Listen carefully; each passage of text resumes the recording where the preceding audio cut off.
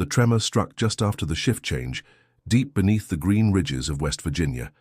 At first it was just a low rumble, like a distant train, but within seconds the ground shook with the sound of snapping rock and collapsing beams. Darkness swallowed everything. Jack Reed hit the floor hard, the helmet flying from his head.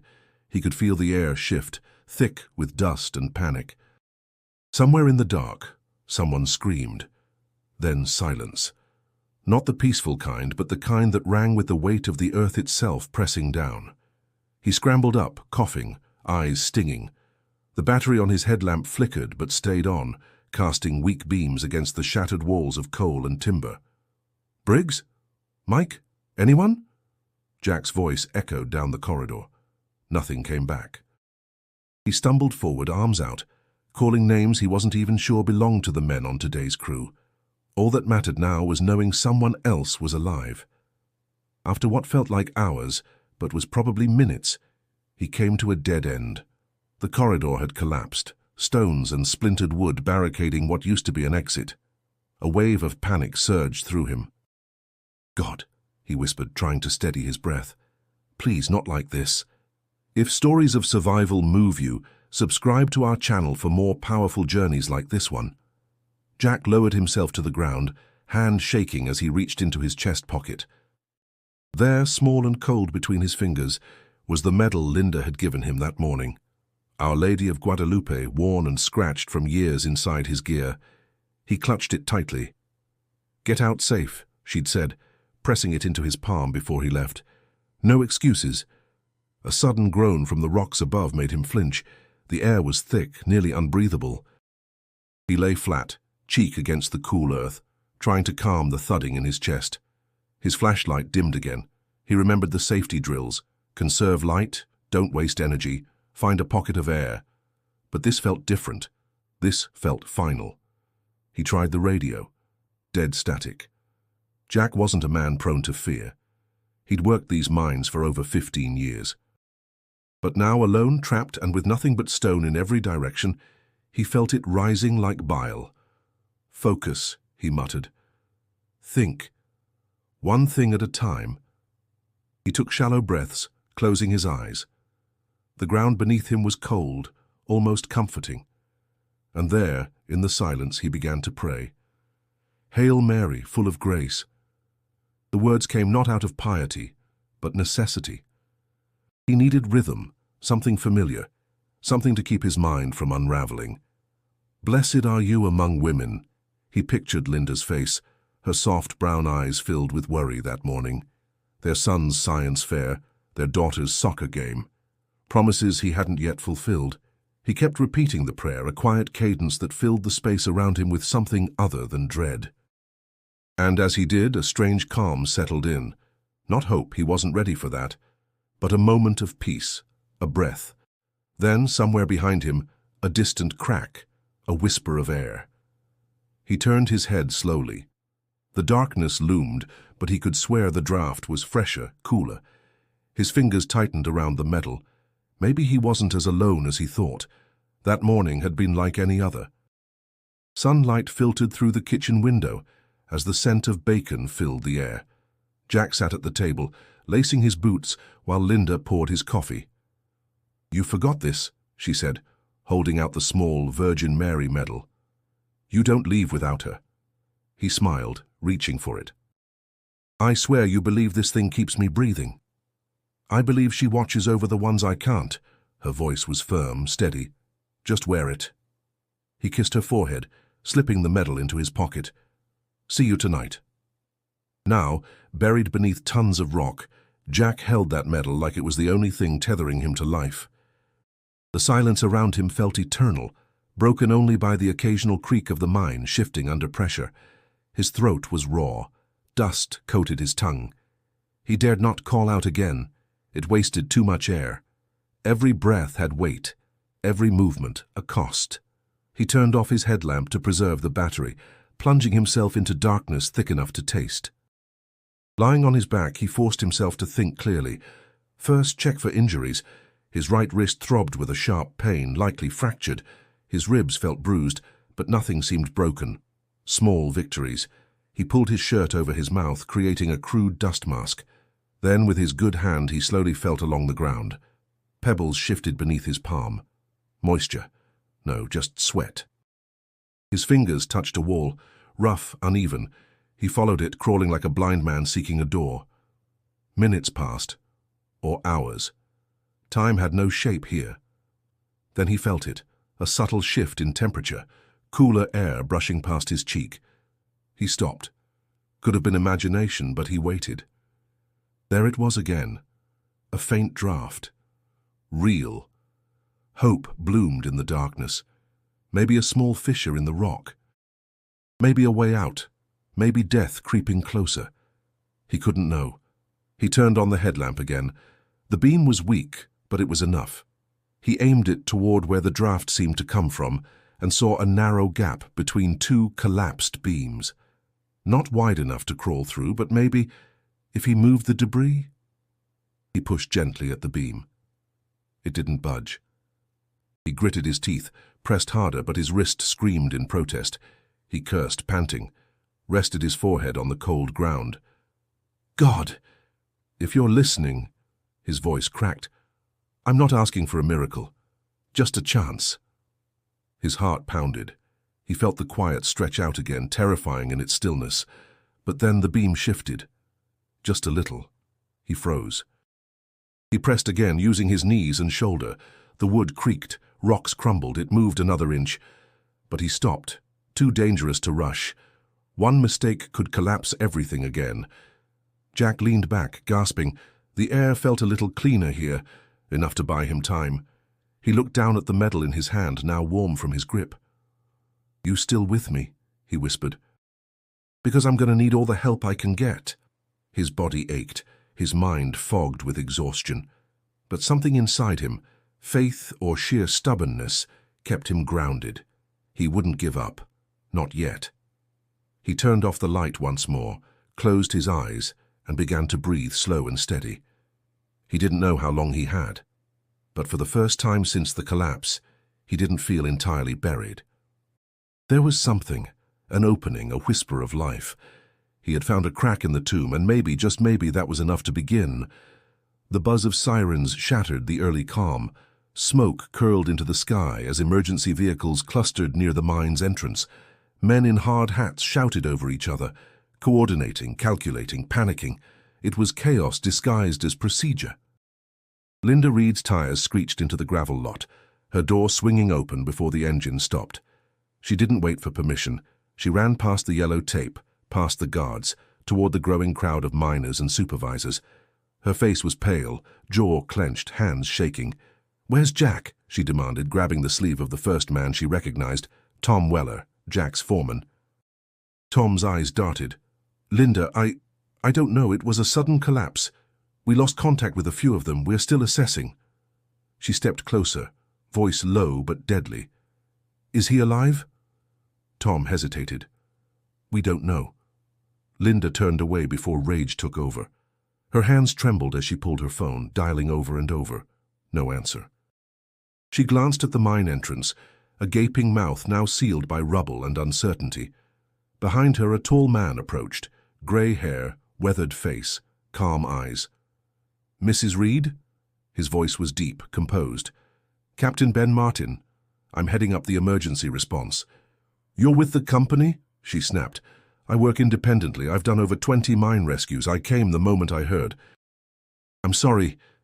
Sorry won't help my husband breathe down there," she said, voice sharp, cracking at the edges. "I agree," Ben said gently. "But I'll do everything in my power to bring him back." A few feet away, Father Michael stood in his priestly collar, hands clasped in prayer. He'd arrived without fanfare, slipping between reporters and rescue personnel like a quiet sentinel. Linda moved toward him. "Father, he's down there. Jack's down there." The priest took her hands, "And he's not alone." Tears finally came. She didn't sob, didn't collapse, just let them fall, silent and stubborn, the way Jack would. "Can you feel it?" Father Michael asked. "This mountain isn't just rock. It remembers every man who's walked it. It hears us." Linda nodded slightly. "Then let it hear me." News crews gathered, their lenses sharp and invasive. A reporter tried to speak to her, but Ben Martin stepped in, shielding her with a curt glance. The media wanted a story. Linda wanted her husband. Inside the temporary command tent, engineers pointed at maps arguing over seismic readouts. Ben leaned in. "We've got at least 3 voids that could be survivable.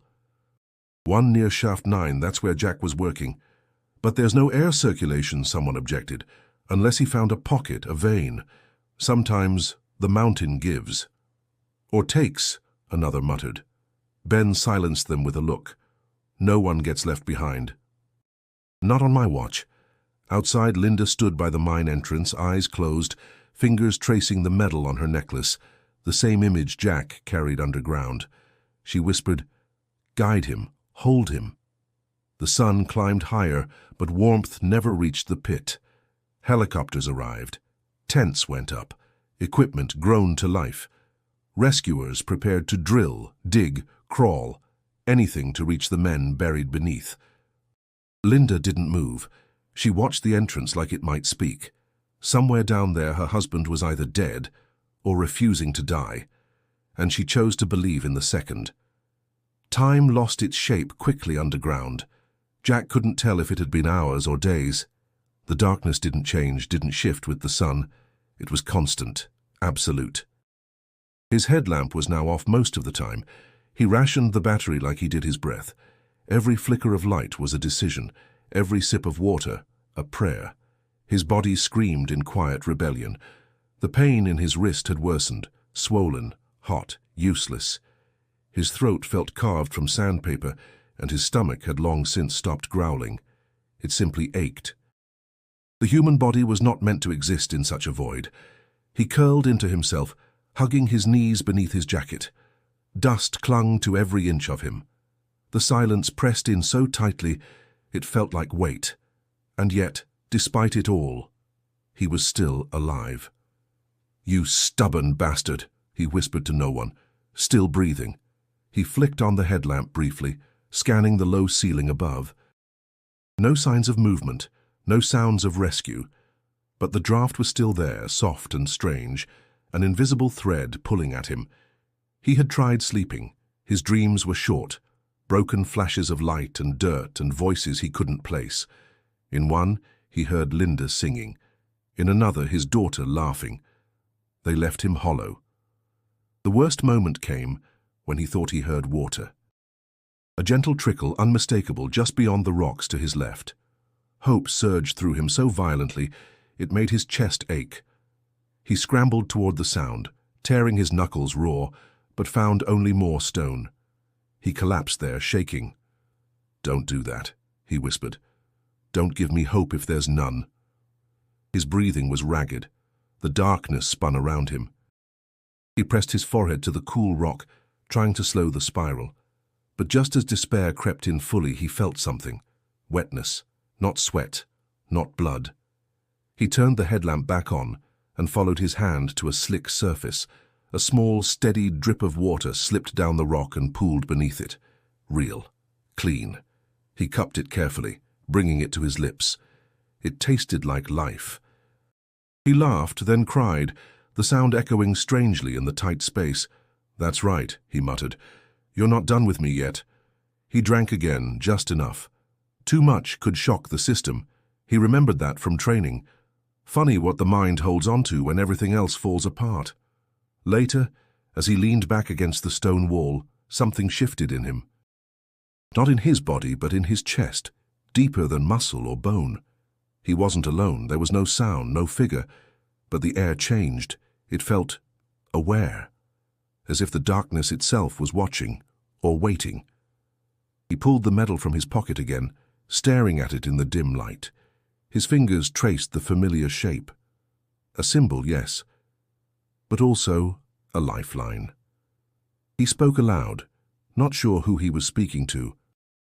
"If you're real," he said quietly, "now would be a good time." No answer came, no voice, but the air grew warmer for a moment. He closed his eyes and began to pray, not in desperation this time, but with focus, intention, a rhythm to keep him steady, because now he had water, now he had breath, and that meant he had time. And time down here was everything. Ben Martin sat hunched over the topographic layout of the mine, his fingers tracing the fault lines like they were veins in his own skin. The lights inside the command tent flickered. A portable generator hummed somewhere behind him. Around the table, tension hung like fog. "Corporate says we shift to recovery mode," said a voice behind him. Jack Talbot, site manager for Kinsley Mining Corporation. His tone was flat, rehearsed. Ben didn't look up. "Recovery? They're assuming fatality. It's been nearly 48 hours. Don't say fatality when there are families outside praying their loved ones are still breathing." Talbot sighed. "We've done what we can. No response, no seismic movement, and too much risk to personnel if we go deeper. It's not personal, Ben."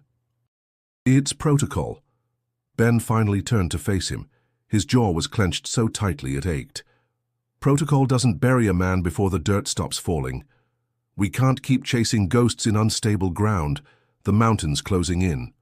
"Good," Ben muttered. "Then we're close." Talbot stepped forward, lowering his voice. "You keep pushing this, and it's your name on the liability form when someone else gets hurt." Ben stood up slowly. His eyes didn't blink. "You want to shut this down? Fine. But you'll do it without me." He stormed out of the tent, the cold air biting at his face. Out by the rescue drills, a team of younger miners were still prepping cables. One of them, Luis Marquez, approached him, wiping coal dust from his brow.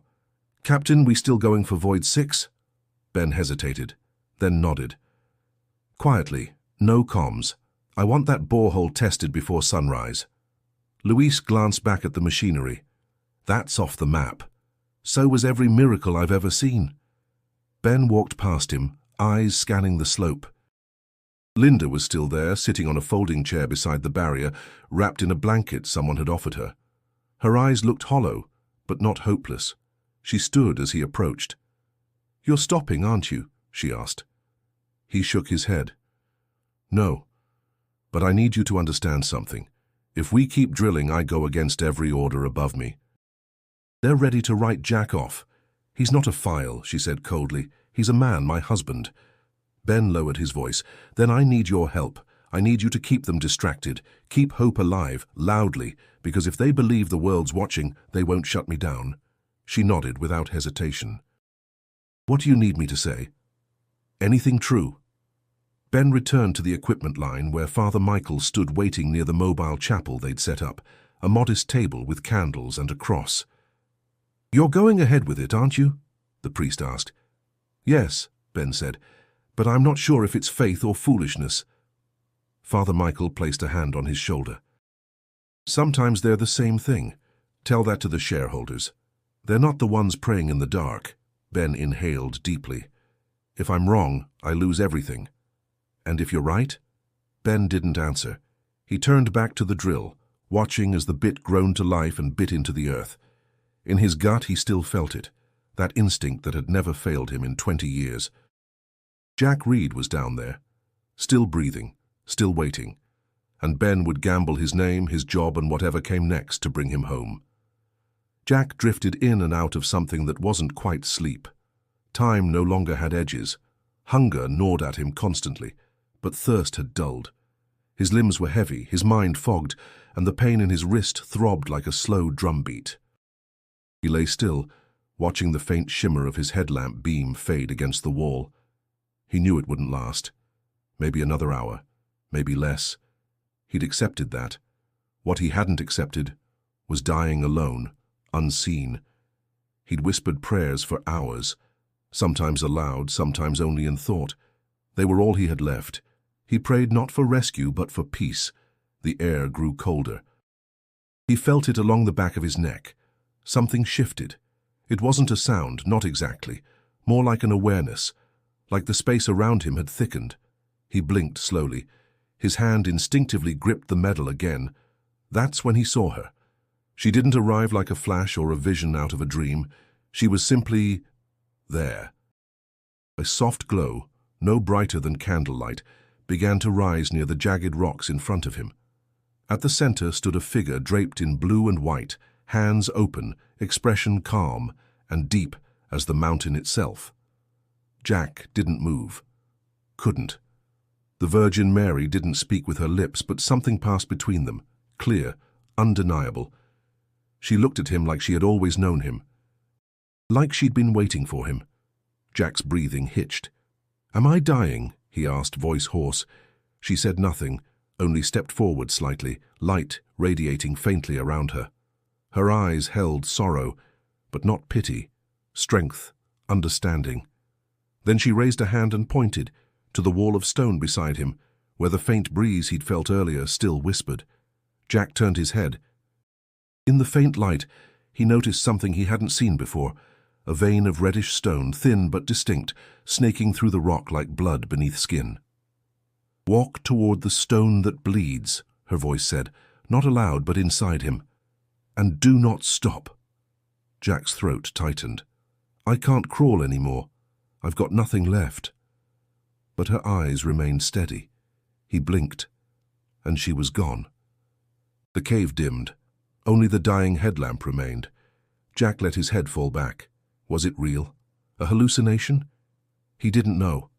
But something stirred inside him that hadn't been there in days. A reason to move. He dragged himself up, breath ragged, every joint screaming. He shuffled to the edge of the chamber, where the red vein glinted faintly in the light. He touched it. Cool, solid. A voice, softer now. "Walk toward the stone that bleeds."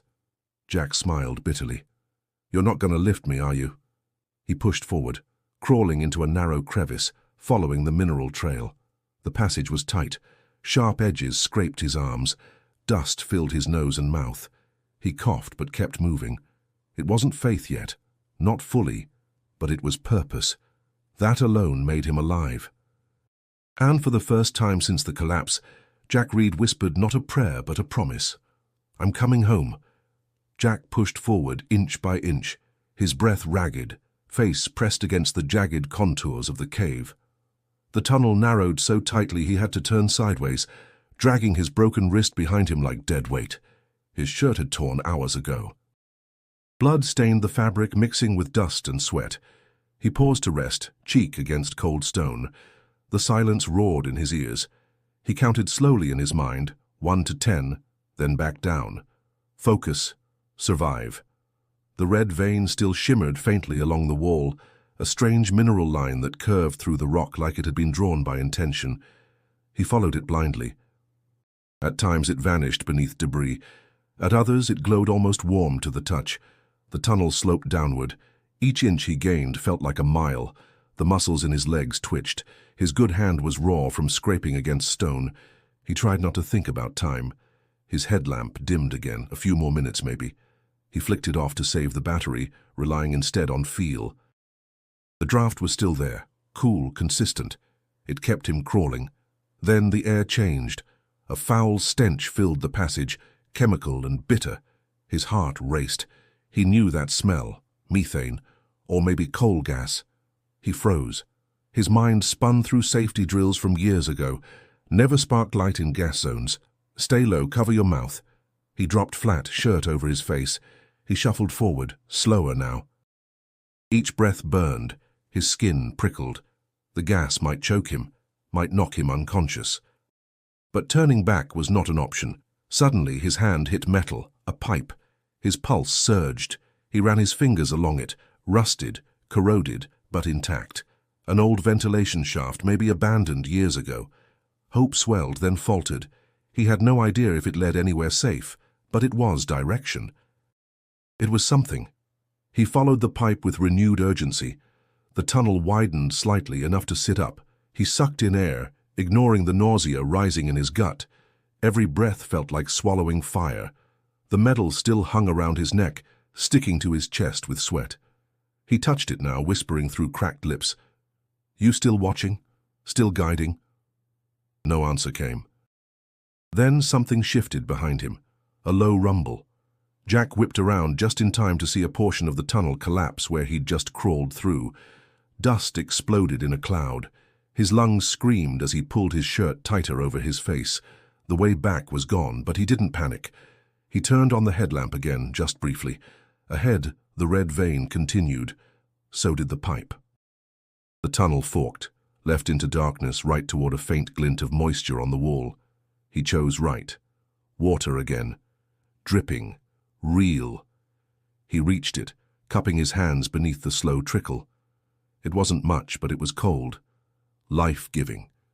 He drank, then splashed some across his face, the shock clearing his head. He looked up. A narrow crawl space led upward, steep but navigable. Hand carved faintly into the rock near its base, so faint he almost missed it, was a cross. Simple.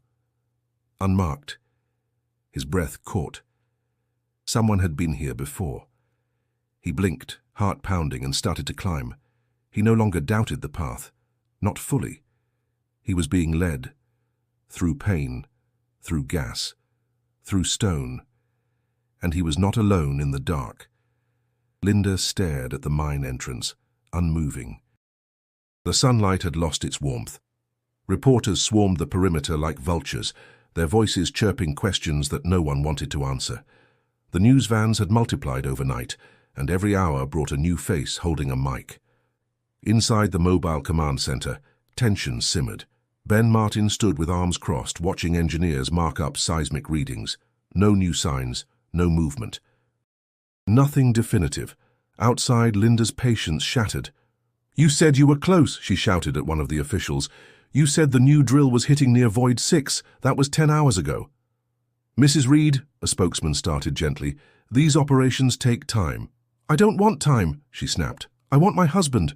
Her voice cracked on the last word. The crowd fell into uneasy silence. Only the generators hummed. Father Michael stepped forward, placing a hand on her shoulder. She pulled away at first, then let herself lean into him, just a little. "I can't feel him today," she whispered. "Yesterday, I felt him. Today, I don't." "You're tired," the priest said. "Grief lies. Faith doesn't." She looked up at him, eyes red. "Is it faith if I'm bargaining with a God I barely believe in?"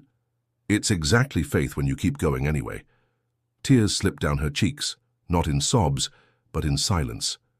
Nearby, a group of townspeople had begun to gather again, holding candles despite the sun. A woman sang a hymn softly. Others joined, their voices weak but steady. Linda stepped closer to them. A little girl, maybe 10, offered her a candle. "My daddy's still down there too," she said. Linda knelt down. "What's your daddy's name?" "Carl," the girl said, clutching a ragged teddy bear. Linda hugged her. The moment held. Back at the rescue line, Ben checked over the drill bit that had hit unexpected resistance hours earlier. Luis approached, dirt smeared across his face, eyes bloodshot. "Cap," he said quietly. "They're about to pull funding. I overheard Talbot on a call. They're saying media's spinning this into a liability nightmare." Ben muttered a curse under his breath. "They think if we stop, the story dies." "They're wrong," Luis said. "It's louder now than ever." Ben looked toward the crowd, now easily over 100 people. The media hadn't left. If anything, more cameras had arrived, but it wasn't just spectacle anymore, it was community. Inside the chapel tent, Father Michael lit a candle for every name on the missing list. When he reached Jack's, he paused, pressing his hand to the flame's warmth. "He's not lost," he whispered. "He's just not found yet." That night, Linda stood before the cameras for the first time. "My husband is down there," she said, voice steady. "And I don't want your pity. I want your voice. Share his name, share their names. If you believe in God, pray. If you believe in people, act. But don't look away." The footage aired nationwide. People listened. And miles beneath their feet, Jack moved. The crawl space narrowed again, and Jack had to flatten himself completely to slide forward. His ribs screamed. His left knee throbbed with every shift. The stone scraped his elbows raw, and yet he moved. Something urged him on, more than instinct, more than survival. It was as if the path had been waiting for him all along. His breathing grew shallow. The air was thinner now, dry and stale. He closed his eyes briefly, willing his mind to stay clear. That's when the memory came. He was 9 again, lost in the limestone caverns near his grandfather's farm in Kentucky. It had been a dare, he and his cousins sneaking in through a narrow gap in the bluff, pretending they were explorers. But when they scattered in different directions, Jack took a wrong turn. He remembered the panic, the cold, the choking fear. But also the moment of stillness. When pressed against the rock and shaking, he heard the sound of water, a slow, distant trickle. He followed it, crawling through mud and darkness, guided by that single thread of sound. Eventually, it led him out. That memory flared in his chest now like a flare in the dark. He froze and listened. At first, nothing, just his own heart pounding in his ears. Then, yes, faint, but there, water. He turned his head toward the sound, adjusting his position.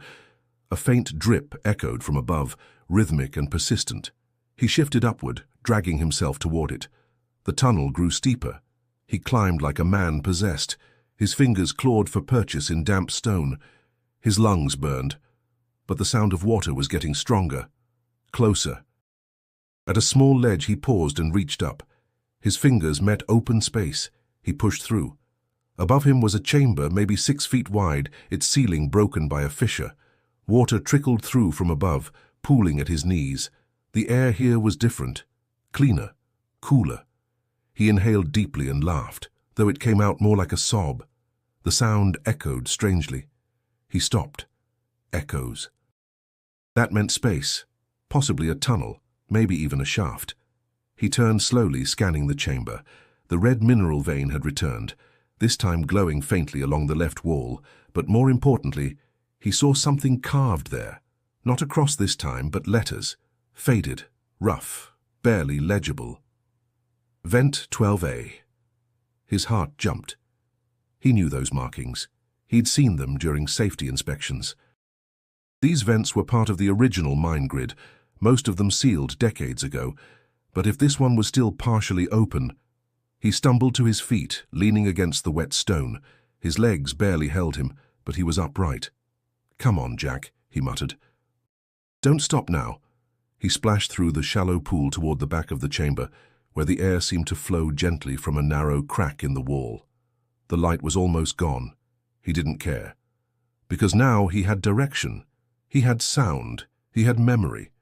And that memory, once the cry of a terrified boy, was now the voice that pulled a dying man forward. Ben Martin stood at the edge of the newest drill site, helmet tilted back, sweat running down the side of his face despite the morning chill. He hadn't slept in 30 hours. Neither had most of his team, but no one was leaving. Luis emerged from the rig with a headset around his neck, eyes wide. "Cap," he said, barely catching his breath. "I think we got something." Ben was on him in seconds. "What is it?" Sound, faint but steady. Not rockfall, not machinery. Tapping, repetitive. 3 short, 3 long, 3 short. Ben froze. "SOS?" Luis nodded. Ben's heart leapt and twisted all at once. "Lock it in. Record everything. Don't announce it yet." Inside the command tent, he pulled Father Michael aside. "He's alive," Ben whispered. The priest's eyes closed briefly. "God be praised. But this isn't over," Ben continued. "We hit him with the wrong drill. We bury him for good." Father Michael nodded. "What do you need from me?" "Prayer and time." Outside, Linda paced near the media barrier when she caught Ben's expression across the lot. He gave her the smallest of nods. Her knees nearly gave out. Inside the mobile rig, the team fine-tuned the seismic sensors. The taps continued, weak, spaced, but real. "Coordinates?" Ben asked. "Grid 9, axis 7, right where the old vent 12A used to cross the secondary shaft." Ben pointed to the map. "There. That's where we go." "Sir," one of the younger techs said, "that shaft is compromised. You drill in the wrong spot. Pressure will collapse the void." "We're not going in with steel," Ben replied. "We're going in soft. Fiber camera, microbore. We find the void, then we talk to him." The room buzzed with movement. Outside, a small crowd had gathered beyond the media line. Word spread fast. Linda stared at the mountain like she could burn a hole in it with her eyes. She whispered her husband's name over and over like a chant, not begging, commanding. Down below in the darkness of the chamber, Jack was barely conscious. His fingers ached from tapping the rock. Every strike felt heavier than the last. He had no way of knowing if anyone heard him, but he tapped anyway. Then, for the first time in days, he heard something mechanical, different, a low whirring above like a mosquito inside stone. He opened his eyes. A fine stream of dust fell from the ceiling, then a sudden beam of light, small, focused, unnatural. He blinked against it, shielding his eyes. Then a voice crackled through the silence. "Jack Reed, this is Captain Ben Martin. If you can hear me, knock 3 times. Jack didn't hesitate. 1, 2, 3. The voice cracked again, louder now, urgent. "You're not alone. Help is here." "We're coming." Tears welled in Jack's eyes, blurring the light. His hand found the medal against his chest. Above ground, the room erupted. Ben stepped out into the sun, walking straight to Linda. "He's alive," she gasped, covering her mouth. Then, as her knees buckled, Father Michael caught her.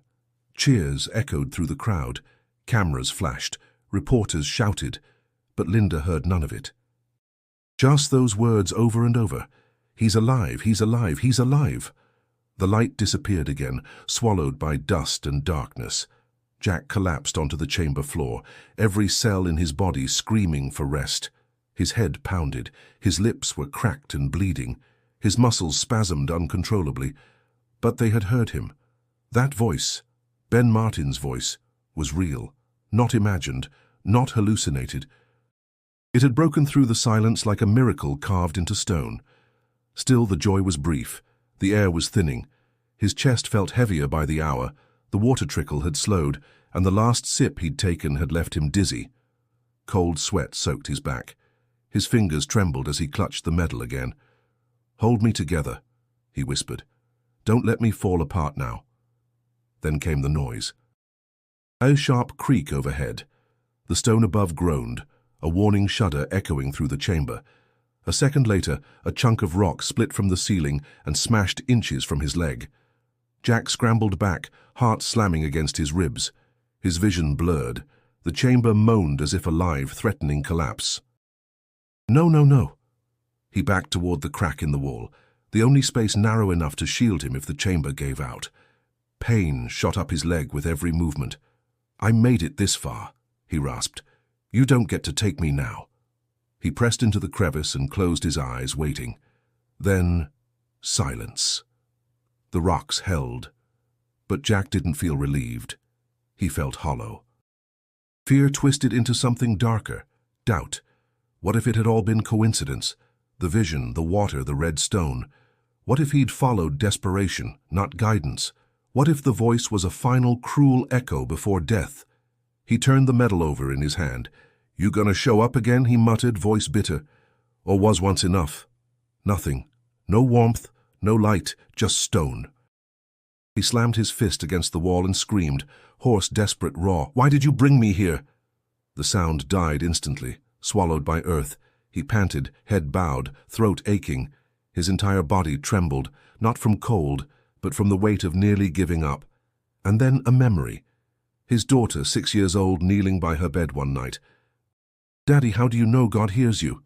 He had answered without thinking. "Because I still pray, sweetheart, that's how I know." Tears welled in his eyes.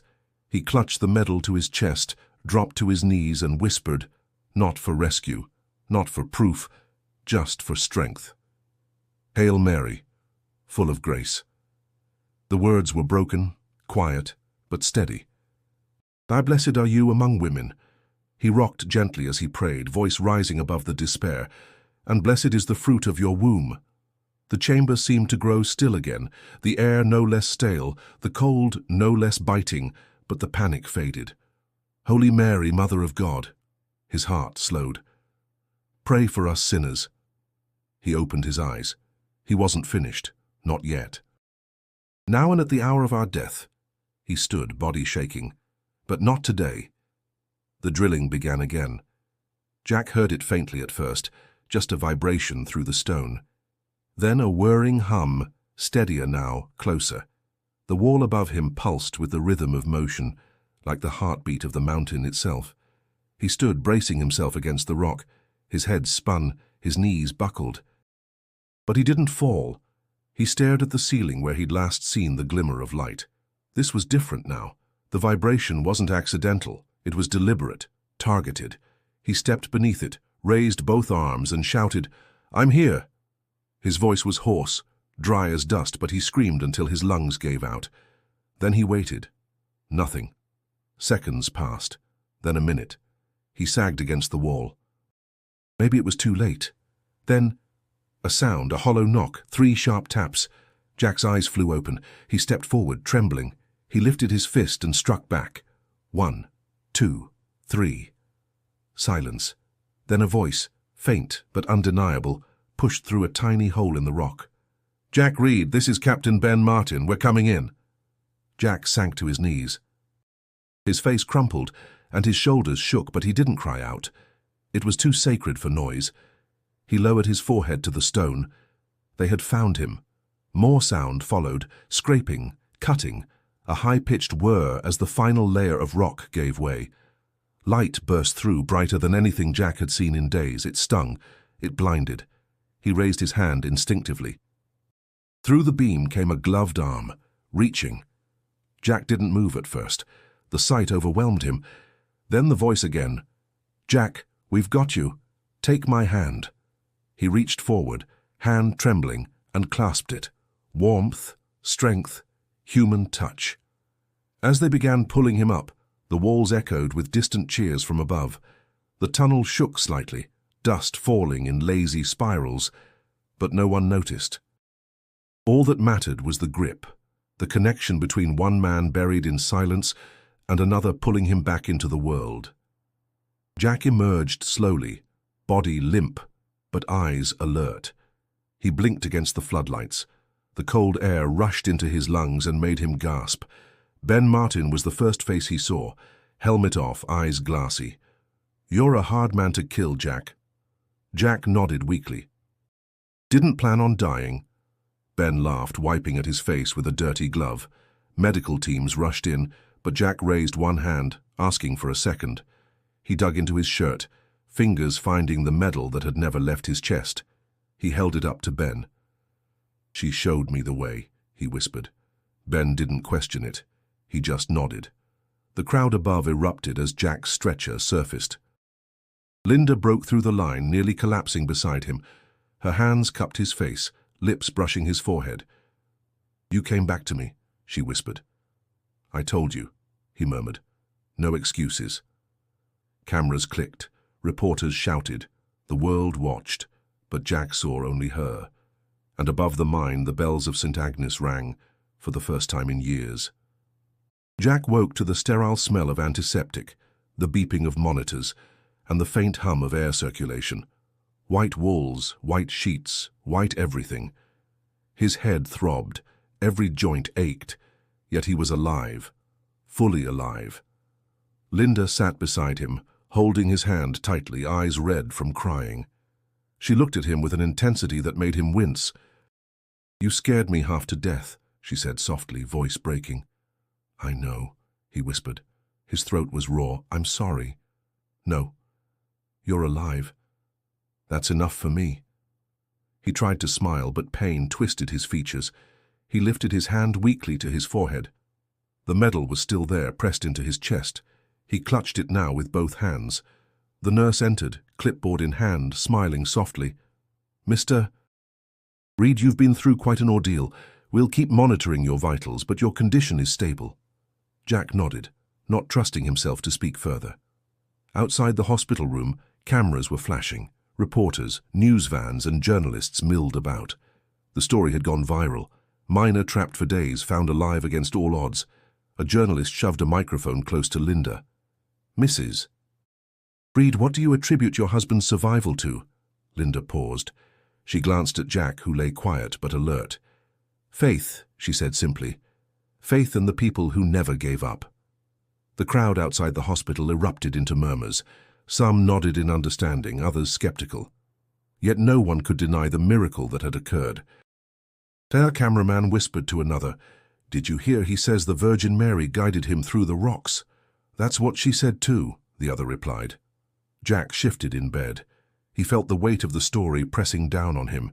He wasn't seeking attention, nor did he wish to debate miracles. He only wanted to recover, to hold his family close, to remember the lessons learned in the dark. Father Michael entered quietly, hands folded. "Jack," he said, smiling, "you are truly blessed." Jack nodded. "I wouldn't say that, Father. I survived. But I'm still me. I've changed. And that's enough." Ben Martin appeared next, stoic as ever. He offered a hand, which Jack grasped firmly. "Welcome back," Ben said simply. No speeches, no fanfare, just truth. Outside, the town was buzzing. Residents shared their relief and disbelief in a mix of tears and shouts. Candlelight vigils, initially held at night, continued even under daylight. The story of Jack's survival became a symbol, a testament to human endurance, hope, and faith intertwined. Reporters tried to capture every detail, but Jack remained humble. He spoke little, letting the medal rest in his hand, a private acknowledgement of the presence he felt when hope seemed gone. Linda leaned close again. "How are you feeling?" she asked. "Tired," Jack admitted, "but alive. That's enough." And in that hospital room, among blinking monitors, antiseptic smells, and the quiet buzz of machines, Jack understood the fragility and strength of life. Every heartbeat, every breath, every pulse of hope mattered. Outside, a crowd waited for updates, some in awe, some in doubt, but all drawn to the human story that defied darkness. Inside, Jack held the medal close. For him, the real miracle wasn't the headlines. It was the journey, the guiding presence he'd felt, and the unbroken connection to those above, waiting, hoping, praying. Weeks passed. Jack's body healed faster than anyone expected, but his mind lingered in the darkness he had endured. The images of the mine, the shifting rock, the suffocating air, they remained vivid. He woke at night, heart racing, recalling every breath, every prayer, every step toward the faint glow of the red vein. He realized he had survived not only because of skill, but because of faith, determination, and the unseen hand that had guided him through impossible tunnels. He clutched the medal each morning, feeling the weight of gratitude settle deep in his chest. Linda watched him carefully. She had been cautious at first, wary of sudden movement, afraid he might collapse or retreat into the memories of the mine. But Jack was persistent. He refused to let fear rule his life. "I can't stay trapped in my own head, Linda," he said one evening, voice soft but firm. "I need to move forward." Jack began volunteering at local mine safety workshops, teaching young miners proper drills and emergency protocols. His experience, raw and first-hand, became invaluable. Townspeople who had witnessed his ordeal listened intently, hanging on to every word. Jack spoke not to boast, but to educate, to protect. Father Michael approached him one afternoon after a seminar. "You're doing more than just surviving, Jack. You're turning darkness into guidance." Jack nodded.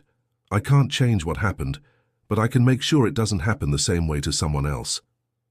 Linda started organizing support groups for the families of miners. Her own trauma had transformed into a mission to help others, to create community around fear and hope. "We can't control what the mines take," she told a group of women, "but we can control how we respond." Together, Jack and Linda found a rhythm of life that included reflection, gratitude, and action. They attended town meetings, shared meals with fellow miners, and supported each other quietly.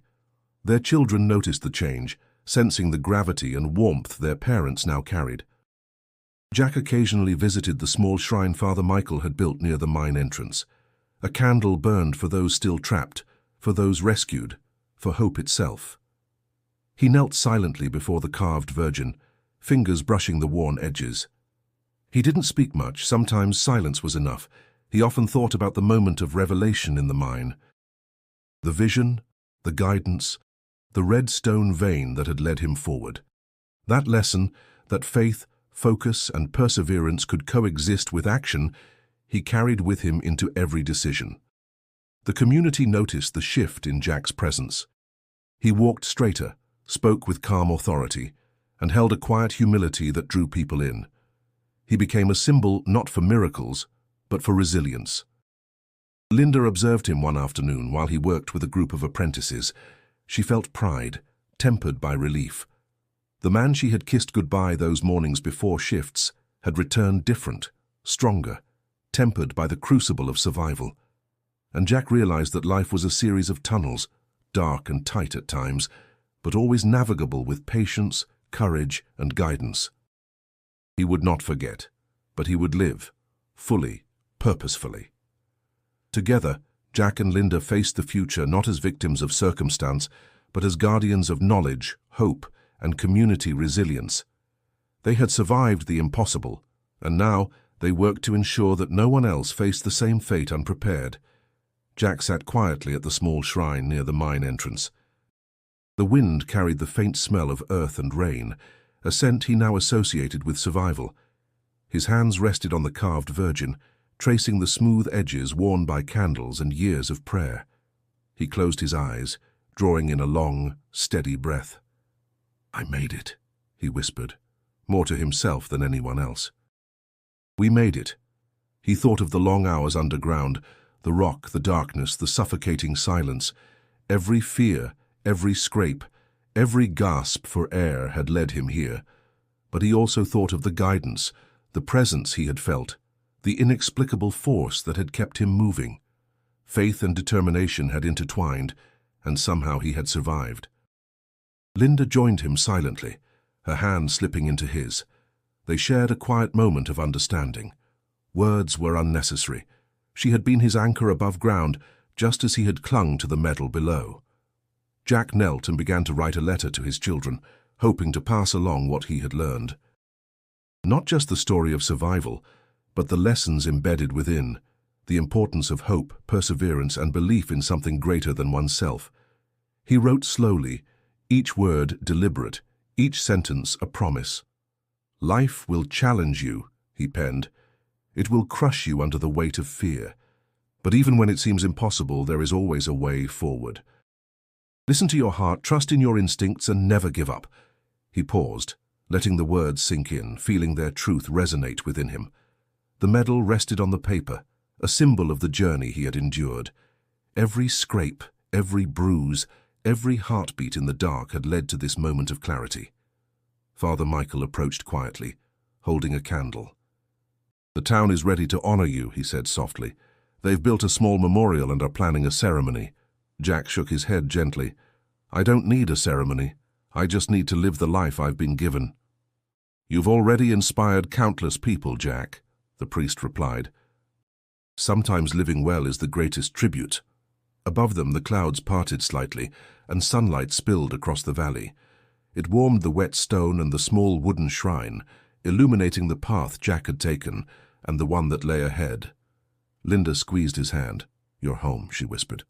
"I am," he said, voice steady. "And I'm ready to move forward."